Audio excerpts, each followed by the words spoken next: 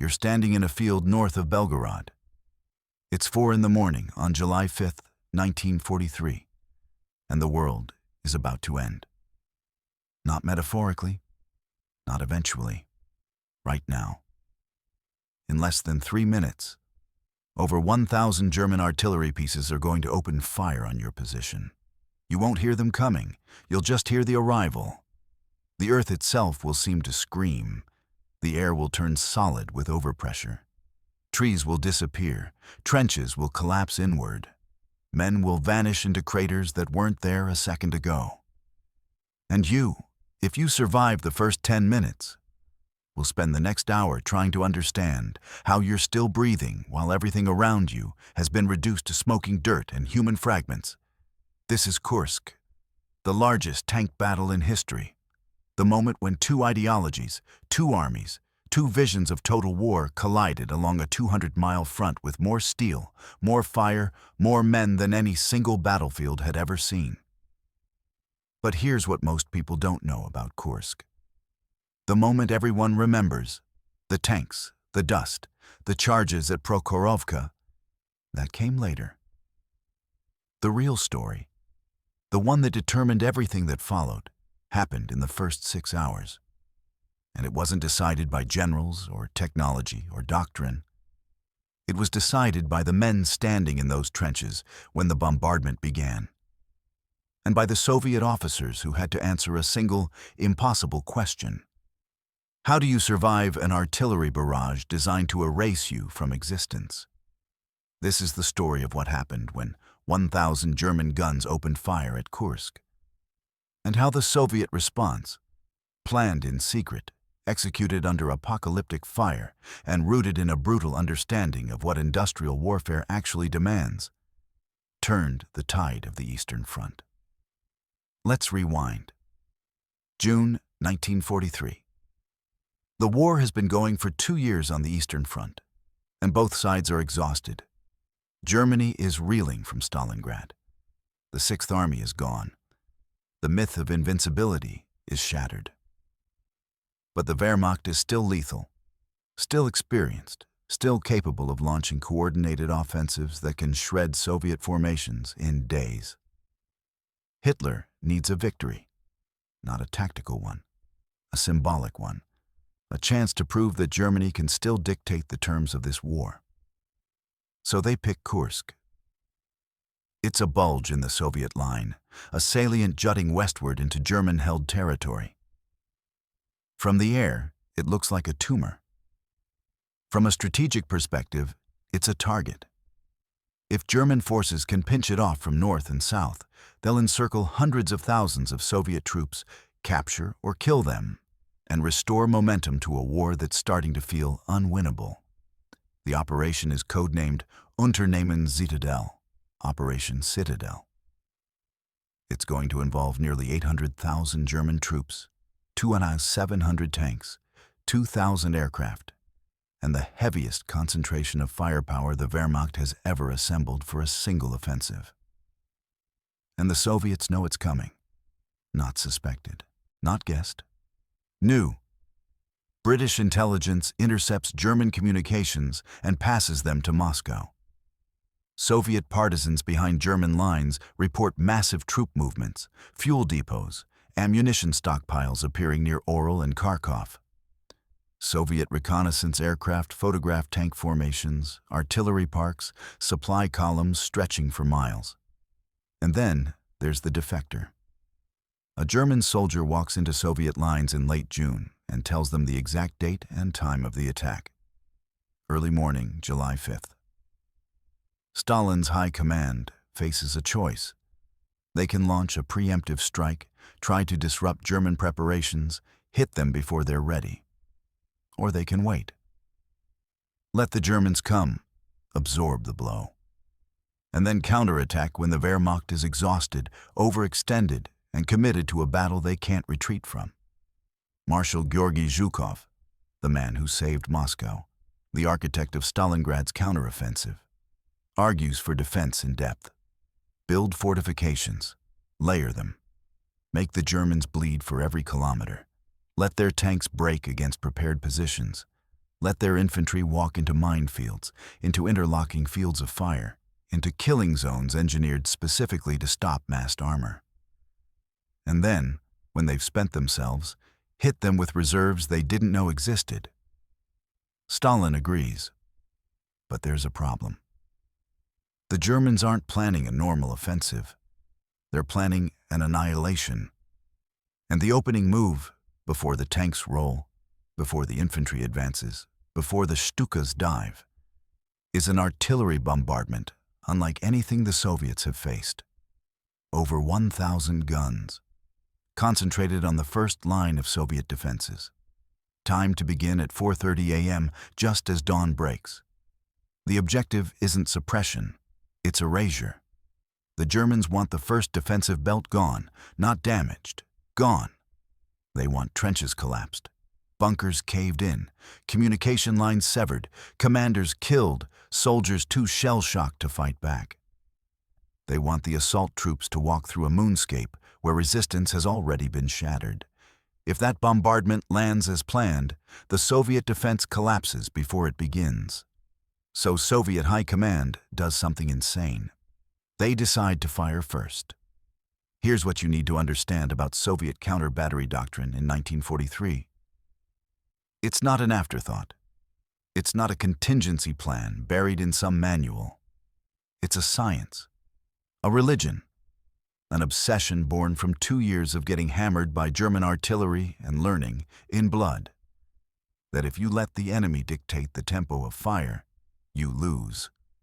Soviet artillery officers have studied every German bombardment, every barrage, every preparatory fire mission.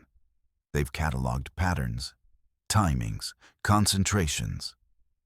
They know that German doctrine calls for a short, overwhelming bombardment before an attack, usually 30 to 90 minutes, designed to shock, suppress, and destroy. They know the Germans mass their guns close to the front to maximize impact. And they know that if you can hit those gun positions before they finish firing, you can turn the bombardment into chaos. So the plan is this: use intelligence, reconnaissance, and prisoner interrogation to identify where the German artillery is concentrated. Pre-register Soviet guns on those coordinates. Wait. And the moment you have confirmation the attack is imminent, open fire. Not on the German front line, not on their assembly areas, on their guns. Hit the artillery before it finishes its mission. Disrupt their fire plan. Kill their forward observers, sever their communications, force their gun crews to take cover instead of firing. Even if you don't destroy the batteries, even if you only suppress them for 10 minutes, you buy time. And time, in the first hour of a battle like this, is survival. It's brilliant, it's audacious, and it requires near-perfect intelligence and timing. They get both. On the evening of July 4th, Soviet listening posts intercept increased German radio traffic. Reconnaissance patrols report hearing engines, the clank of metal, movement in the darkness. At 2:30 a.m. on July 5th, a German sapper is captured during a forward probe. Under interrogation, he confirms it. The attack begins at dawn. Artillery bombardment starts at 4:30 a.m. Soviet front commanders are alerted immediately. Orders go out. Artillery units are brought to full readiness. Guns are loaded. Coordinates are confirmed. Forward observers take position. And at 4:10 a.m., 20 minutes before the German bombardment is scheduled to begin, Soviet artillery opens fire. Over 600 guns and multiple rocket launcher batteries unleash a counter-barrage across a 90-mile front. Katyusha rockets streak into the pre-dawn darkness, their signature wail cutting through the silence. Heavy howitzers send shells arcing toward known German battery positions. The objective isn't accuracy, it's disruption, saturation, shock. The Soviets are essentially carpet-bombing the German artillery line with high explosive, hoping to catch gun crews in the open, to force them into shelters, to interrupt fire missions before they can begin. and it works. Not perfectly, not everywhere, but enough. German gun crews, preparing for their own bombardment, suddenly find themselves under fire. Shells land among ammunition trucks. Explosions tear through forward observer positions. Communication lines are cut. Battery commanders lose contact with higher headquarters. Some guns never fire at all. Others fire late, off schedule, without coordination. The carefully planned symphony of destruction becomes a staggered, uneven barrage. And those 20 minutes of confusion, those critical minutes when Soviet infantry are supposed to be getting obliterated, become 20 minutes of survival. At 4:30 a.m., the German bombardment begins. But it's not what it was supposed to be. Imagine you're in a Soviet trench when it starts. You've been awake for hours. You heard the Soviet. Guns open up at 4:10, felt the ground shake, saw the horizon light up with muzzle flashes. You know what's coming. You've been told to expect the worst bombardment of your life. Your platoon commander, a lieutenant who survived Stalingrad, has ordered everyone into the deepest dugouts, the reinforced bunkers built specifically for this. You're pressed against dirt walls with 15 other men, packed so tight you can smell their fear, their sweat, their breath. The air is thick and stale. Someone is praying. Someone else is vomiting. You hear the Soviet barrage outside, the distant crump of shells landing kilometers away, and you think, maybe we got them. Maybe we disrupted it enough. And then the German shells arrive. There's no warning, just sound. Not even sound, pressure. The world compresses. The bunker shakes. Dirt rains from the ceiling. The lamp hanging from a nail swings wildly, its flame guttering. You feel the concussion in your chest, in your teeth, in your bones. The explosions aren't rhythmic.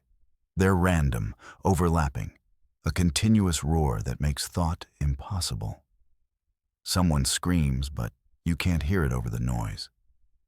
The bunker entrance collapses. You're in darkness now except for the lamp, and every shell that lands close makes the flame flicker like it's about to go out. This goes on for 30 minutes, not 30 seconds. 30 minutes, each one an eternity. Some shells land directly on bunkers, and the men inside simply cease to exist. The structure implodes. The weight of the earth does the rest. Other shells hit trenches, turning zigzag corridors into open pits filled with debris and body parts. Communication trenches disappear. Above-ground positions are obliterated. Machine gun nests vanish into craters. The first defensive line, meticulously constructed over months, is being systematically disassembled by high explosive. But here's the thing. The bombardment isn't as overwhelming as it should be. The German fire plan called for total saturation, a barrage so intense that nothing could survive. What's actually happening is brutal but survivable. Why? Because the Soviet counter-barrage disrupted the timing. Because German gun crews spent critical minutes taking cover instead of firing. Because forward observers were killed or lost communication. Because ammunition trucks were hit before they could resupply the guns. The Germans are firing, yes, but the coordination is gone. The lethality is reduced. Not by much, but by enough. In one sector, a Soviet artillery battery commander named Major Nikolai Orlov watches the bombardment from a forward observation post. His orders are clear. The moment the German shelling stops, he's to bring fire down on the German assembly areas where infantry and tanks are massed, waiting to attack. But he can't see anything. The smoke and dust are too thick. So he waits, he listens. And when the explosions finally taper off around 5 a.m., he doesn't hesitate. He calls in the coordinates his scouts identified the night before and orders every gun in his battalion to fire for effect. 60 seconds later, Soviet shells are landing on German staging areas. Troops waiting to advance suddenly find themselves under fire. Tanks button up. Officers scramble for cover. The assault, which was supposed to roll forward immediately after the bombardment, is delayed. Not by hours, just by minutes. But in modern warfare, minutes matter. When the German infantry finally does advance, they're not moving into a silent, shattered wasteland. They're moving into active resistance. Let's zoom out for a second and talk about what Soviet defensive doctrine actually looked like at Kursk. Because this isn't 1941. The Red Army isn't retreating in chaos, abandoning equipment, losing entire armies to encirclement. This is 1943, and they've learned. Learned from disaster, learned from defeat, learned that trying to hold a single defensive line against concentrated German armor is suicide. So they built something different. The Kursk salient is defended by 8 separate defensive belts. Not lines, belts. Each one is between 3 and 5 kilometers deep. Each one is layered with trenches, bunkers, anti-tank ditches, minefields, artillery positions, mortar pits, and pre-sighted killing zones. The idea is simple. You're not supposed to stop the Germans at the first belt. You're supposed to slow them down, bleed them, force them to commit resources, to take casualties, to waste time clearing obstacles. And then, when they break through, they hit the second belt, and the third, and the fourth. In total, the defensive depth extends back over 150 kilometers, and every belt is designed to funnel German armor into specific zones where Soviet anti-tank guns, dug in and camouflaged, can engage at close range. This isn't defense. It's a trap, a 150-kilometer deep killing field designed to consume the Wehrmacht. But the plan only works if the first belt holds long enough. If the troops in those forward trenches survive the bombardment, if they can man their positions when the Germans attack, if they can fight back. That's why the counter-barrage mattered so much, because it bought time. It gave the front-line units a chance, not a guarantee, a chance. And when the German infantry comes over the broken ground at 5:15 a.m., they find that the Soviet first line is damaged but not destroyed, shaken but not shattered. Survivors emerge from collapsed bunkers, from half-buried dugouts, from foxholes filled with dirt. Machine guns that should have been silenced open fire. Anti-tank rifles crack from concealed positions. Mortars start dropping rounds on German assault groups. It's not a robust defense. It's ragged, desperate, improvised. But it's there. A German infantry officer, writing in his diary that night, notes, "We expected to walk through ruins. Instead, we walked into fire." That single sentence captures the failure of the bombardment. Now let's talk about the bigger picture. Because while the artillery duel is raging, while the infantry is clawing through the first defensive belt, the real battle is being orchestrated miles behind the front line. In command bunkers, in communication centers, in map rooms where Soviet officers are tracking every development, every delay, every German breakthrough. The man responsible for the northern sector of the Kursk defense is General Konstantin Rokossovsky. A survivor of Stalin's purges. Literally, he was arrested, tortured, and released when the war started. Rokossovsky is methodical, cautious, and obsessed with reserves. His defensive plan isn't just about holding the line. It's about knowing exactly when to commit his mobile units, his armor, his fresh divisions. Commit too early and they get chewed up in the attritional grind of the first days. Commit too late and the Germans break through before you can respond. Rokossovsky has a map in front of him. Red pins mark Soviet positions. Blue pins mark confirmed German units. Gray pins mark suspected reserves. He's watching the battle develop in real time, receiving reports every 15 minutes. By 6 a.m., he knows the German attack has begun. By 7 a.m., he knows the bombardment didn't shatter the first line. By 8 a.m., he's receiving reports that German armor is advancing but slower than expected, taking casualties from mines, from concealed anti-tank guns, from artillery fire called in by forward observers who were supposed to be dead. He makes a decision. He's not committing his reserves yet. The Germans are pushing, yes, but they're not breaking through. The defense is holding. Let them grind themselves down. Let them waste fuel, ammunition, momentum.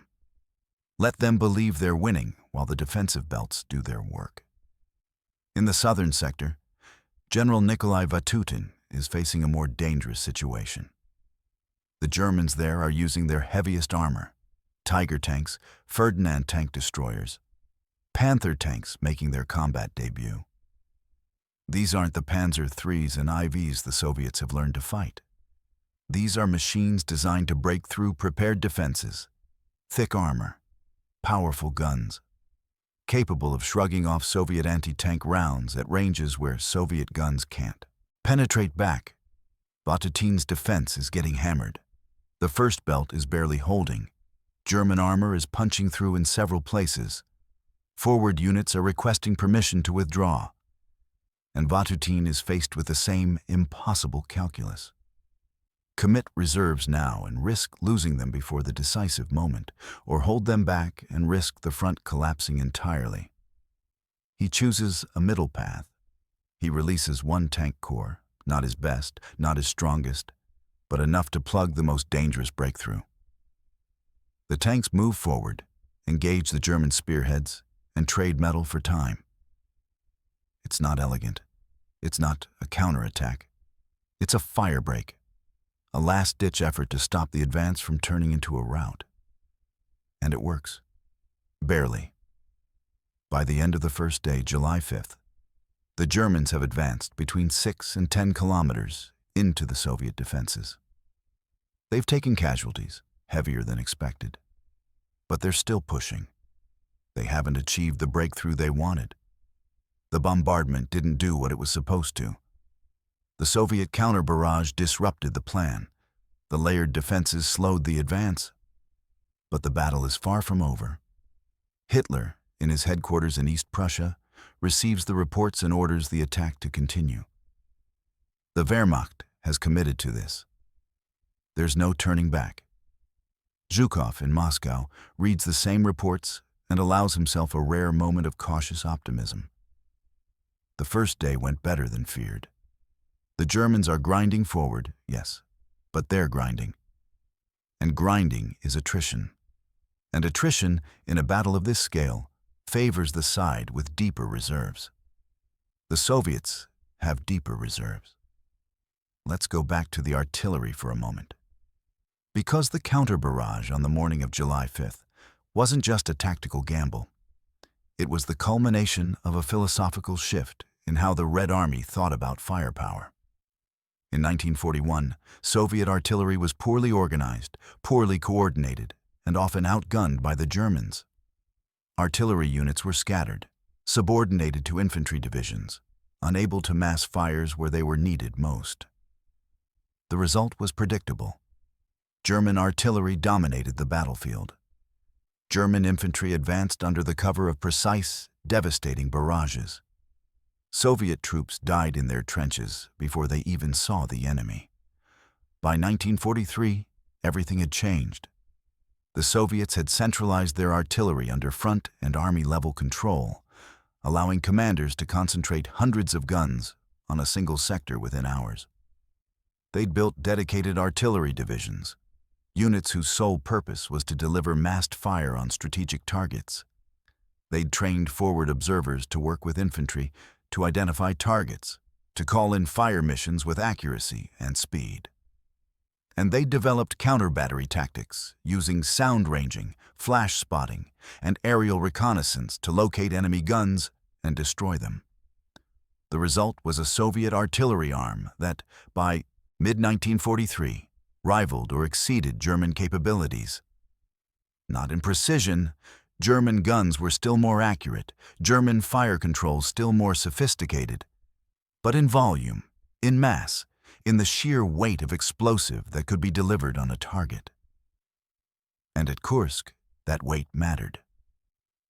The counter-barrage on July 5th involved over 600 guns firing approximately 50,000 shells in a 2-hour window. That's not a barrage, it's an industrial process, a conveyor belt of destruction, and the logistics required to make it happen. The ammunition stockpiles, the transport trucks, the loading crews, the communication networks represent a level of organizational competence the Red Army simply didn't have 2 years earlier. This is what people miss when they talk about Kursk. They focus on the tanks, on Prokhorovka, on the dramatic armored clashes. But the battle was decided by logistics, by preparation, by the unglamorous work of artillery officers plotting coordinates, of supply sergeants stockpiling shells, of engineers building bunkers deep enough to survive the bombardment. The Germans came to Kursk expecting to fight the Red Army of 1941. They found the Red Army of 1943, and the difference was everything. Now let's talk about what happened in the days that followed. Because the first day was just the beginning. The Germans, despite the setbacks, kept pushing. They had to. Operation Citadel wasn't a limited offensive. It was an all-or-nothing gamble. If they broke through, they could encircle the salient, destroy the Soviet forces inside, and regain the initiative. If they failed, they'd have wasted their reserves, their best equipment, their last chance to dictate terms on the Eastern Front. So they pushed. And the fighting became apocalyptic. On July 6th, German armor makes significant gains in the south, pushing toward the village of Prokhorovka. Soviet tank units are thrown into the breach, engaging German Panthers and Tigers at point-blank range. The battles are chaotic, brutal, decided by whoever fires first. Tanks explode. Turrets fly through the air. Crews burn alive. The fields around Prokhorovka become graveyards of steel. In the north, Rokossovsky's defenses hold firm. The Germans advance slowly, paying for every meter with blood and fuel. Soviet anti-tank crews, dug into camouflaged positions, wait until German tanks are within 500 meters before opening fire. At that range, even older Soviet guns can penetrate. The Germans lose dozens of tanks, and the survivors pull back, regroup, and try again.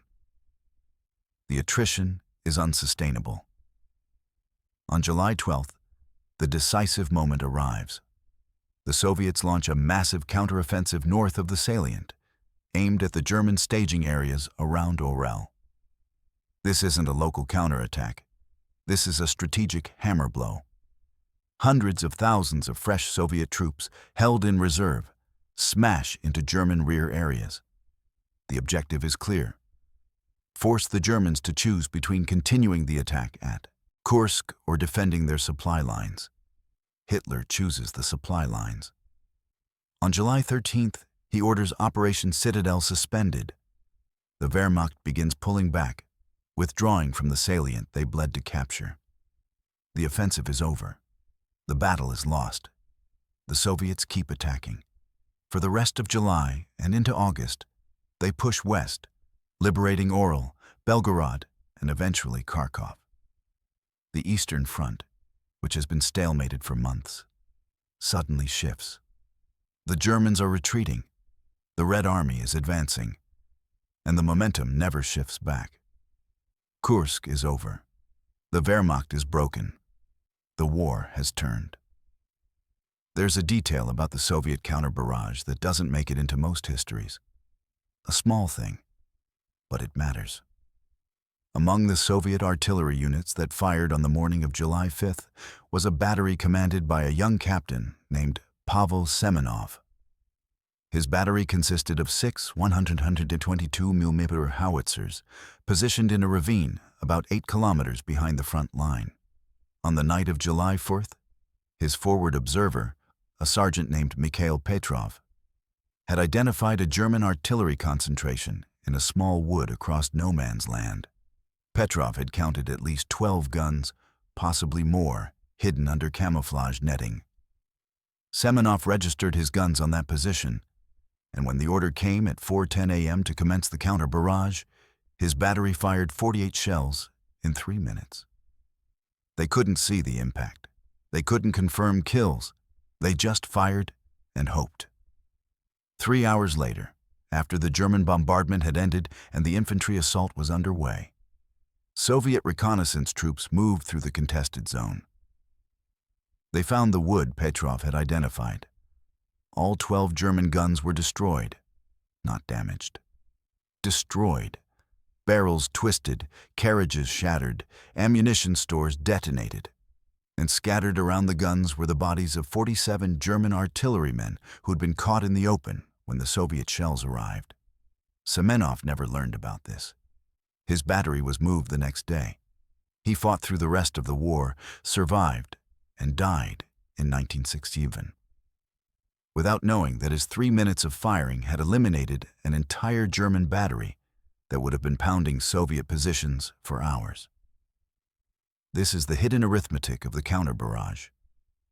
Across the front, dozens of Soviet batteries like Semenov's achieved similar results.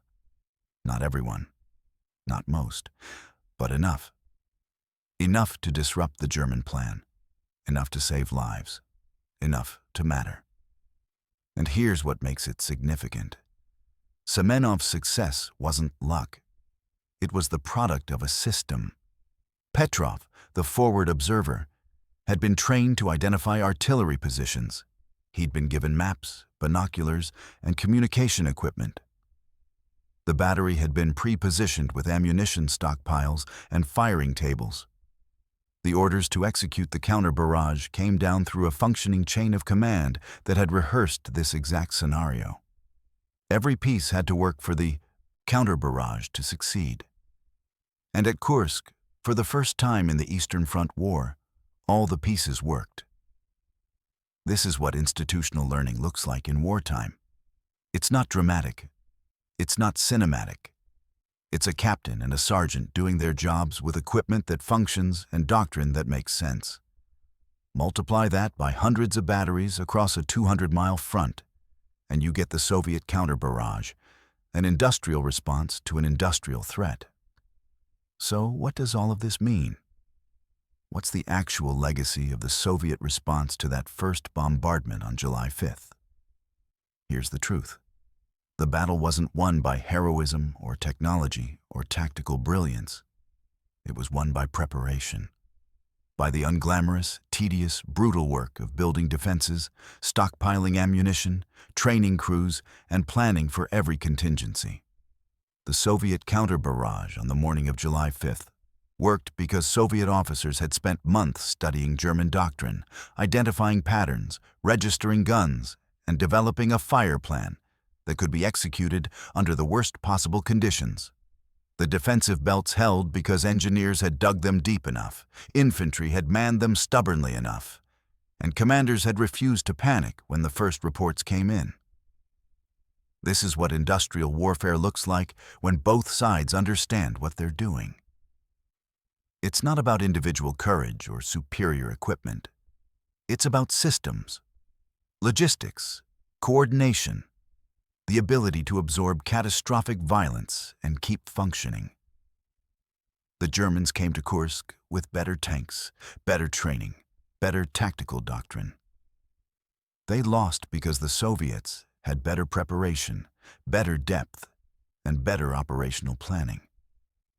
And the men who survived that first bombardment, the ones who crawled out of collapsed bunkers, who manned their guns while the world exploded around them, who held the line when every instinct screamed to run. They didn't win because they were braver than German soldiers. They won because their commanders gave them a chance. A slim, desperate, hard-fought chance bought with a 20-minute counter-barrage that disrupted the German plan just enough. That's the story of Kursk. Not the myth, not the propaganda, The reality. A battle decided in the first 6 hours by artillery officers, forward observers, and infantrymen whose names history has mostly forgotten. They didn't stop 1,000 German guns from firing. They just made those guns less effective. And in a battle that close, that brutal, that finely balanced, less effective, was enough. After Kursk, the Red Army never stopped advancing. There were setbacks, yes, brutal battles, horrific casualties. But the strategic initiative had shifted permanently. The Germans would never launch another major offensive in the East. From July 1943 until May 1945, the war moved in one direction, west. The Soviet officers who planned the counter-barrage at Kursk, many of them, survived the war. Some became generals. Some became military theorists.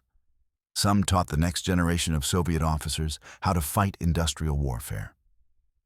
They wrote about Kursk, about the lessons learned, about the importance of preparation and depth, and refusing to fight the enemy's battle on the enemy's terms.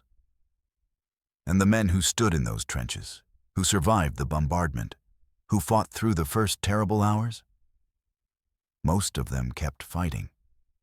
Through Ukraine, through Poland, into Germany itself. They saw Berlin. They saw the war end. And when they came home, those who came home, they didn't talk much about heroism or glory. They talked about survival, about luck, about the randomness of who lived and who died when the shells started falling. One veteran, interviewed decades later, was asked what he remembered most about Kursk. He thought for a long time. Then he said, "The noise and the silence after. When the bombardment stopped and you realized you were still alive. That's what I remember. That moment when you understood you'd survived something you weren't supposed to survive." That's the human truth at the center of all of this. Behind the maps and the statistics and the strategic analyses, there were men who endured hell because someone gave them the tools, the training, and the defensive depth to have a chance. The Soviet response to 1,000 German guns wasn't a miracle. It was planning. It was preparation. It was a brutal, clear-eyed understanding of what modern war demands. And it worked. If you want to understand how the Second World War was actually won, not the Hollywood version, not the simplified narrative, this is where you start. In a field north of Belgorod, at 4 in the morning, when the earth began to scream and someone decided to fire back.